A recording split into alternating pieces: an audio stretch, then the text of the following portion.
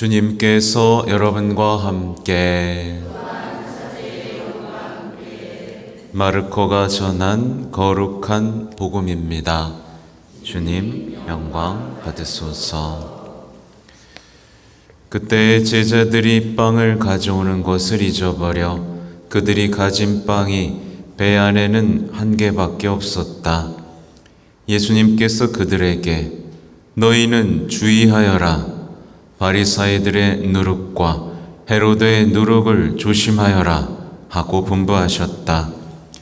그러자 제자들은 자기들에게 빵이 없다고 서로 수군거렸다. 예수님께서는 그것을 아시고 그들에게 말씀하셨다.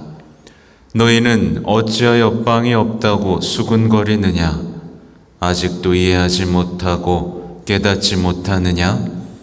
너희 마음이 그렇게도 완고하냐? 너희는 눈이 있어도 보지 못하고 귀가 있어도 듣지 못하느냐? 너희는 기억하지 못하느냐? 내가 빵 5개를 5,000명에게 떼어 주었을 때 빵 조각을 몇 광줄이나 가득 거두었느냐? 그들이 12입니다 하고 대답하였다. 빵 7개를 4,000명에게 떼어 주었을 때에는 빵 조각을 몇 바구니나 가득 거두었느냐?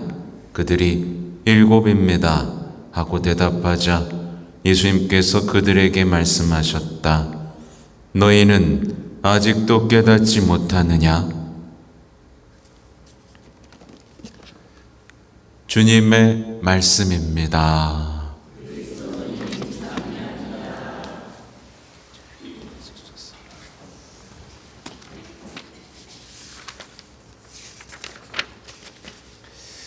찬미 예수님. 네, 여러분은 깨달으셨어요? 가끔 계속 저에게 이렇게 질문을 하는 분들이 있습니다. 이해가 안 되는 거죠. 이것저것 교회가 왜 이것을 죄라고 하는지에서부터 하느님은 왜 기도를 안 들어주시는 것 같이 보이는 거, 이런 것에서부터 여러 가지 질문들을 합니다. 제가 볼 땐 가장 큰 함정은 휴머니즘이에요. 오늘 제일독서에 나오는 유혹이라는 게 있단 말이죠. 그죠? 그리고 욕망이라는 게 있고 또 죄라는 게 있는데, 그리고 이 죄가 우리의 삶을 파괴하고 우리의 영원한 죽음을 가져온다는 어떤 이런 것들을 하나도 이해하지 못한 채 그냥 서로 사랑합시다만 남아버린 이 세상에서 이해할 수 있는 건 아무것도 없습니다. 그렇죠? 우린 진리의 빛을 좀 받아야만 우리 인생의 어떤 의미들과 빛을 마주할 수 있죠. 그렇지 않으면 우리는 혼란스럽게 됩니다. 예를 들면 수많은 사람들이 인생은 이런 것이다라고 얘기하잖아요. 그리고 인간은 이렇다라고 얘기하지만 이게 벌써 함정이죠. 어떤 사람은 인간은 이렇다, 어떤 사람은 이렇다, 어떤 사람은 이렇다. 그럼 답이 벌써 틀렸다는 얘기잖아요. 그죠? 우리는 변치 않는 진리 안에서 우리의 생을 바라봐야 하고 그 빛 안에서 살아가야 됩니다. 아무튼 오늘 야고보 사도는 시련을 견디어내는 사람은 행복합니다 라는 말씀을 남겨주셨는데, 이건 세상 어디에서도 들어보지 못하는 생명의 말씀입니다. 아니, 시련을 견디어내는 사람은 행복해요? 시련하고 행복을 연결 짓고 있죠. 우리 참 특이해요. 우리 그리스도 신앙은 고통과 영원한 생명을 또 연결짓기도 하고, 정말 우리가 싫어하는 것들만 골라서 연결을 이렇게 시킵니다. 세상 사람들은 그래서 시련이 오면 무슨 말부터 해요? 다 지나갈 거야, 이런 얘기를 합니다. 그리고 시련이 있겠지만 우리 잘 견뎌보자 라고 이렇게 위로를 하고, 시련이 언젠가 지나가고 사라지면 그때 우리 행복하게 잘 지내자, 뭐 이런 얘기를 합니다. 근데 시련이 없을 수가 있나요? 없을 수가 없죠. 근데 물론 여기서 말하는 시련은 좀 다른 시련입니다. 그리스도인으로서, 제자로서 살아갈 때 시련을 말하는 건데, 아무튼 시련에 시련이 덮치면 여러분 어떻게 돼요? 시련에 시련이 덮치면 나 불행하다는 선언이 시작됩니다. 내 인생은 왜 이렇지? 그리고 하나님을 보면서는 나 버려졌구나 라는 생각이 들어오게 됩니다.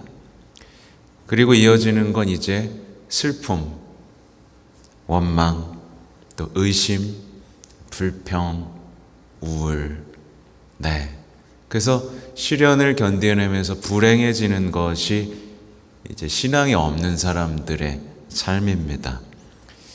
근데 이제 그리스도인들은 시련 중에도 어때요? 행복하다고 고백할 수 있는 사람들입니다. 여러분 지금 시련 중에 있죠? 행복하죠? 좀 이렇게 달라지는 거예요.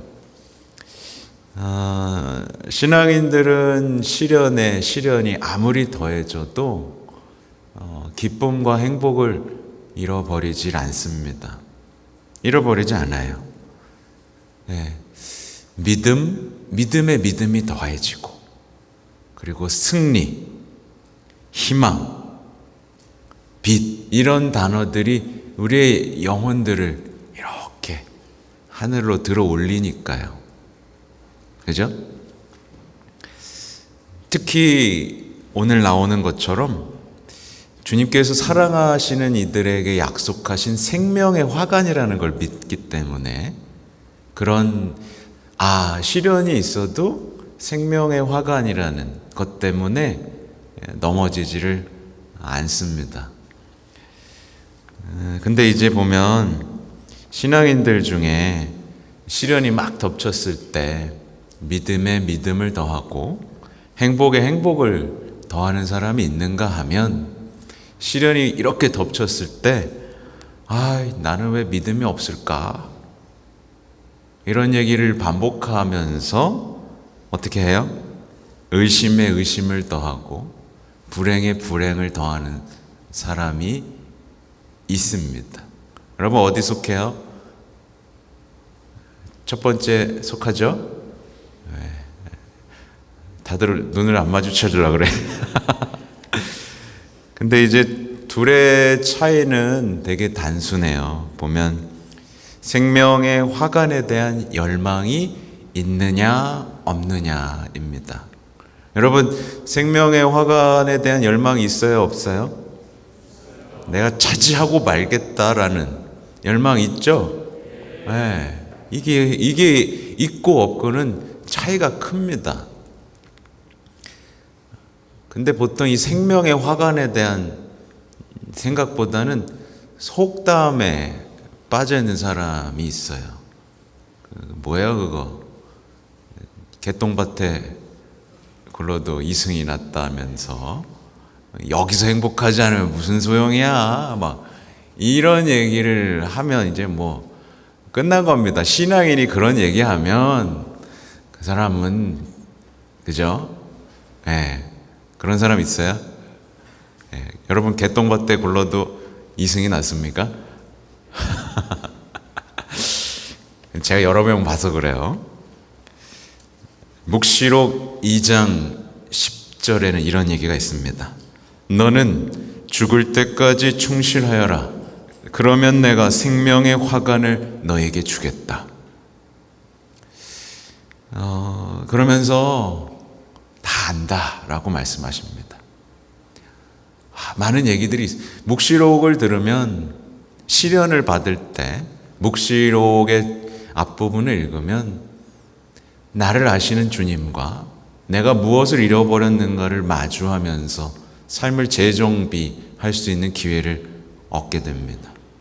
네, 묵시록이 그런 상황에서 쓰여진 거니까요. 네. 많은 이들이 근데 오늘 이제 하고자 하는 얘기인데, 시련을 겪으면 불행을 얘기하면서 슬픔에 빠지곤 합니다. 근데 이제 우리가 오늘 또 말씀드리고 싶은 게 뭐냐면, 슬픔은 뭘까요, 여러분? 슬픔은 악덕입니다. 또 여기서 오늘 해드리고 싶은 말이 이겁니다. 제가 아마 지난주에 분노라는 악덕에 대해서 말씀드렸죠. 근데 여러분, 슬픔도 악덕입니다. 여러분, 칠죄종에 들어가는 악덕이에요. 말하자면 분노처럼 영혼의 병입니다. 근데 실제로 현대인들을 보시면 아시겠지만 분노에 시달리고 있어요. 그렇죠? 분노, 그리고 슬픔에 시달리고 있습니다. 우울에 시달리고 있어요. 그리고 이걸 병이라고 이름을 붙이고 있습니다만, 그래서 분노 조절 장애, 그리고 우울증이라고 이름을 붙이고 있습니다만, 그 원인에 대해서 잘 진단하지 못하죠. 그죠? 약을 먹거나 기분 전환을 하거나 이런 식으로 고치려고 하는데 잘 고쳐지지 않습니다. 왜냐하면 이게 악덕이라는 것에 대해서, 그 뿌리는 어떤 욕망, 세상에 대한 사랑으로부터 시작됐다는 것에 대해서 무지하기 때문에 그렇습니다. 슬픔은 아까 생명의 화관하고도 연결이 됩니다. 슬픔은 한 사람에게 열망이 사라졌을 때, 희망이 사라졌을 때 독버섯처럼 퍼지기 시작합니다. 그래서 보면 이 슬픔은 낙담 속에서 뭘 퍼뜨리냐면 무기력을 퍼뜨려요. 그리고 우울, 괴로움에 빠져들게 합니다. 아무튼 슬픔, 분노, 우울 다 연결되어 있다는 걸 주변을 보면 아실 거예요. 그죠?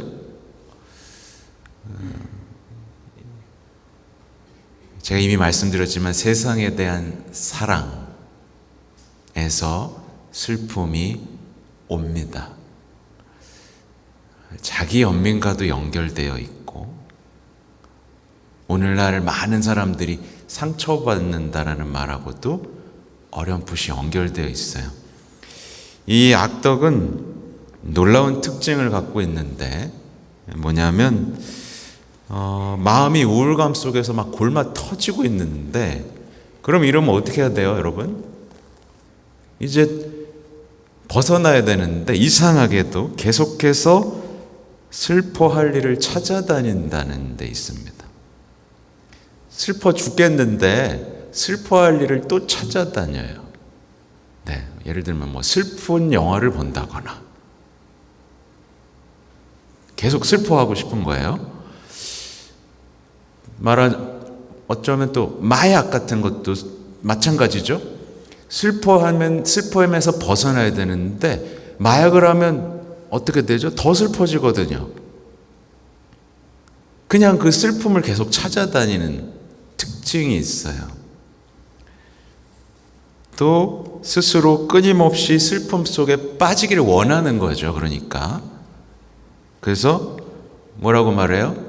내버려둬. 계속 슬퍼할 거야. 계속 망가질 거야. 이런 특징이 있습니다. 그래서 주인공이 되는 거예요. 슬픈 주인공으로 살고 싶어 합니다. 세상에서 내가 제일 슬프고 내가 제일 피해 입은 사람이야. 내가 제일 원망해도 되는 사람이야.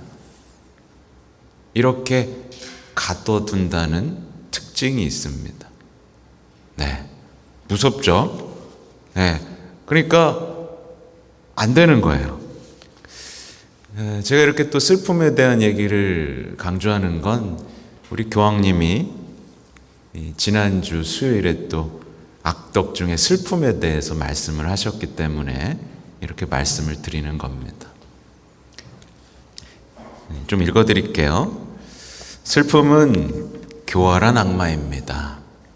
사막의 교부들은 슬픔을 우리 삶을 갉아먹고 앗아가는 마음의 좀벌레로 묘사했습니다.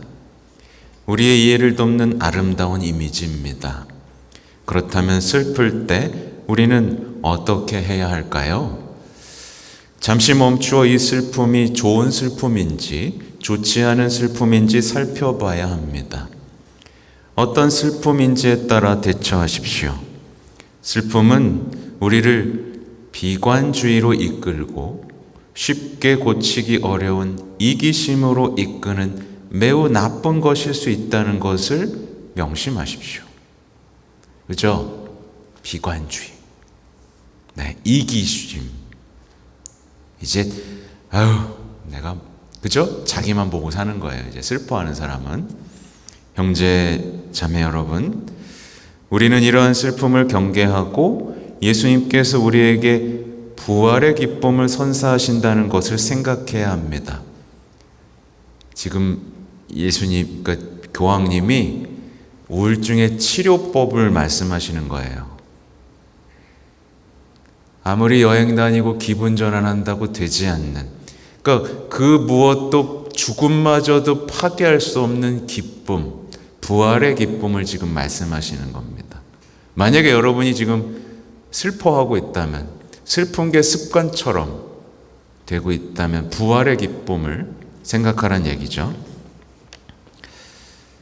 우리 삶의 모순과 좌절된 소망, 이루지 못한 꿈과 잃어버린 우정으로 가득 차 있더라도 예수님의 부활 덕분에 우리는 모두가 구원받을 것이라고 믿을 수 있습니다. 예수님께서는 당신 자신만을 위해 부활하신 게 아니라 우리 삶에서 이루지 못한 모든 행복을 되찾아 주시려고 부활하셨습니다. 네, 이 부활 앞에서 누가 슬퍼할 수 있겠어요? 그죠? 네. 오늘 기일을 보내고 있지만 누군가의 죽음은 슬픔입니다. 근데 부활이라는 기쁨이 있으니까 다시 만나겠구나. 그가 생명의 화관을 썼다면 나도 생명의 화관을 써야 되겠구나라는 열망으로, 희망으로 기쁨에 벅차 살게 만듭니다. 근데 이 부활의 기쁨이 없으면 어떻게 되겠어요? 그냥 끊임없는 추락이죠. 더 이상 이제 만날 수도 없고 나는 인생의 패배자이고 피해자이고 세상은 원망의 대상, 그리고 행복해 보이는 사람들은 다 시기의 대상, 어떤 자기 파괴와 세상의 파괴로 이끌어갑니다. 부활의 기쁨은 이 모든 것을 이기고도 남는 거죠. 믿음은 두려움을 쫓아내고 그리스도의 부활은 무덤을 막은 돌을 걷어내는 것처럼 슬픔을 걷어냅니다. 그리스도인의 하루는 모조리 부활을 미리 연습하는 것입니다. 왜? 죽고 잠들 때 죽고 일어나서 부활을 하고요. 이 교황님의 이 가르침이 놀라운 점은 이 슬픔에 대해서 분석하는 것을 넘어서 그 슬픔을 극복하는 부활의 빛을 우리 삶에 비추고 있다는 데 있습니다. 네. 제 기억상으로 다른 책들은 이제 칠제종에 대한 많은 책들이 있는데 이렇게 부활의 기쁨으로 제가 못 봤을 수도 있어요. 근데 이런 경우는 못 봤어요. 네. 그래서 이런 말씀을 또 문학에서 이런 얘기를 인용하십니다. 조르주 베르나노스는 자신의 유명한 소설 어느 시골 신부의 일기를 통해 토르시 본당 신부의 입을 빌려 이렇게 말했습니다. 교회에는 이 슬픈 세상을 위해 약속된 모든 기쁨이 있습니다. 여러분이 교회를 거슬러 행한 일은 기쁨에 반하는 행위입니다. 굉장히 강렬한 얘기네요. 교회에는 이 슬픈 세상을 위해 약속된 모든 기쁨이 있어요. 여러분 알아보세요. 네, 다들 심각해졌어. 약속된 모든 기쁨이 있어요. 그러니까 교회를 사랑하고 지켜내고 모아드려야 되는 거예요. 교회에 반하는 것, 거스르는 건 내 기쁨을 죽이는 것과 같다. 대부분 교회에 반환행위라는 사람들은 세상에 대한 사랑에 빠졌거나 비관주의에 빠진 사람들이 대부분 교회를 공격하죠. 네, 교회를 공격하는 것 자체로 그 사람의 영혼의 상태가 드러납니다. 네. 또 이런 프랑스 소설가 레옹 블루아도도 이런 멋진 말을 남겼습니다. 슬픔은 단 하나, 성인이 되지 않았다는 것뿐입니다. 부활하신 예수님의 영께서 우리가 성덕으로 슬픔을 극복할 수 있도록 도와주시길 빕니다. 그래서 여기서 우리가 성덕을 추구해야 되는 이유가 분명해지죠. 너무 분명한 거예요. 사람들은 성덕이 되게 악마가 해놓은 장치들인데 성인들이 되게 우울하다고 생각합니다. 성인이 된다는 건 되게 우울하고 힘들고 그냥 막 그런 이미지로 만들어놨어요. 그래서 성인 되고 싶은 신부 그러면 난 안 해요. 다들 이런단 말이에요. 근데 그게 악마가 해놓은 겁니다. 그래서 그걸 막 흉내내죠. 엄격한 수도자, 성인 아니에요. 유머가 있고 기쁨이 있고 그게 성인이에요, 여러분. 성인이 그냥 우리가 소아데레사 성인이나 비호 성인을 만났을 때 우리가 기대했던 막 그런 아우라라고 하죠. 그게 아닌 거예요. 그냥 친한 분위로 느껴질 겁니다. 제가 하고 싶은 얘기는 그거예요. 여러분 분노에서 벗어나고 싶죠? 괜히 화내는 삶에서 벗어나고 싶죠? 그럼 뭐 해야 돼요? 성덕을 추구하는 거예요. 슬픔에서 벗어나고 싶죠? 우울증 치료하고 싶죠? 성덕을 추구하면 됩니다. 오늘 이제 성모신심학교에서도 말하겠지만 완덕, 그리스도와의 일치, 이 여정을 그러니까 예수님의 제자로 사는 게 곧 행복해지는 거라는 얘기입니다. 우리는 이 단순한 진리에서 너무나 멀어져 있습니다. 너무나 멀어져 있어요. 그러니까 자꾸 치유피정 다니고 이거저거 다니는 겁니다. 그래요, 위로받고 그래 좋을 수 있어요. 근데 위로만 받잖아요. 당연히 악에서 해방돼야 안 돼요? 안 돼요. 그가 결심하고 결단하고 제자로서 사는 삶에 대한 결심과 성화의 길을 걷지 않으면 그냥 불행해지지 않기 위한 노래, 기도, 그냥 하나의 수단으로 전락하는 겁니다, 종교가. 그렇죠? 오늘 또 복음에는 무슨 얘기가 나오냐면 아까 너희도 아직 깨닫지 못했느냐? 라는 질문이 나오죠. 이 제자들은 정말 어이가 없죠. 그래서 수군거립니다. 수군거리고 뭐야 엉뚱한 얘기로 수군거립니다. 이게 지금 빵이 없다고 서로 수군거릴 일입니까?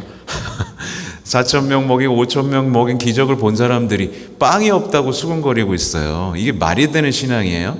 말도 안 되죠? 네. 근데 실제로 신앙인들은 이런 수군거림이 있어요. 수군거리고 이해하지 못하고, 예수님이 그러죠. 아직도 이해하지 못하고 깨닫지 못하느냐? 너희 마음이 그렇게도 완고하냐?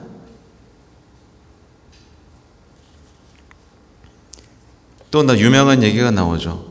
너희는 눈이 있어도 보지 못하고 귀가 있어도 듣지 못하느냐? 왜 이렇게 됐을까? 근데 그 앞에 나오는 얘기를 보면 너희는 주의하여라. 바리사이들의 누룩과 헤로데의 누룩을 조심하여라 라고 말씀하세요.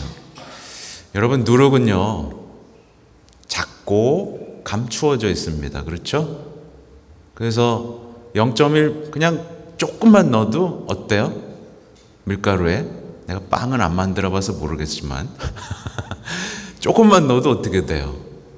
티도 안 나지만 조금만 넣어도 어마어마한 효과로 나타납니다. 그래서 말하자면 0.1%의 누룩으로도 신앙은 완전히 망가질 수 있다. 이거예요. 조심하란 얘기입니다. 조심해라.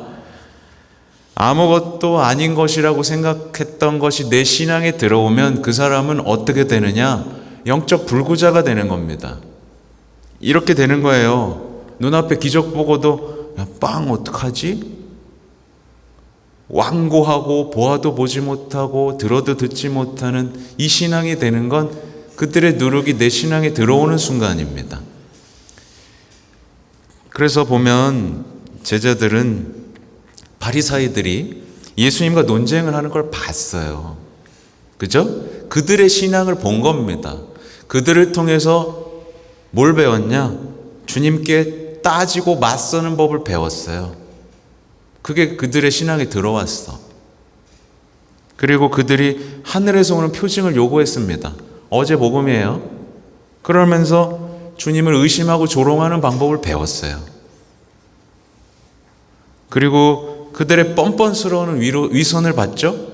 뻔뻔스러운 위선을 보면서 속마음 감추고 자기 만족을 위해서 신앙생활하고 권력을 추구하는 신앙생활을 봤어요. 그렇죠? 이 누룩이 누구에게 가서 효과를 냈죠? 유다에게 가서 효과를 낸 겁니다. 자기 만족을 위해서 신앙생활하고 어떤 힘, 권력을 추구하는 그 신앙이 유다의 신앙에 들어간 거예요. 그 작은 누룩이 그를 망쳐놨습니다. 근데 예수님은 빵에 기적하고 바로 도망가세요. 왜? 권력을 추구하지 않으시니까. 그들이 왕으로 세우려는 것에서 벗어났거든요. 정말 조심해야 되는 시대입니다, 여러분. 바리새인들과 헤로데의 누룩이 우리 신앙에 들어오는 순간 아무것도 안 보입니다.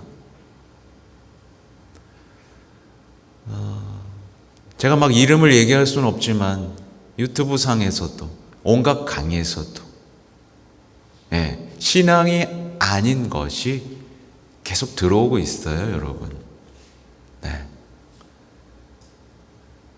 사실 성모신심학교에서 제가 강의를 하려고 했던 이유도 사실 거기에서 기인합니다. 자꾸 다른 이상한 신앙이 여러분들에게 들어갈까 봐. 하여튼 부디 누룩이 들어가지 않도록, 또 악덕, 지금 2개밖에 얘기 안 했습니다. 슬픔, 분노밖에 얘기 안 했어요. 근데 제가 늘 얘기하는 7제종, 또 8가지 악한 생각, 아마 이 교황님이 다 아실 겁니다. 다 알려드리겠습니다. 아무튼 그런 악덕과 싸우고 성덕을 추구하는 신앙인이 되시면 좋겠습니다. 아멘.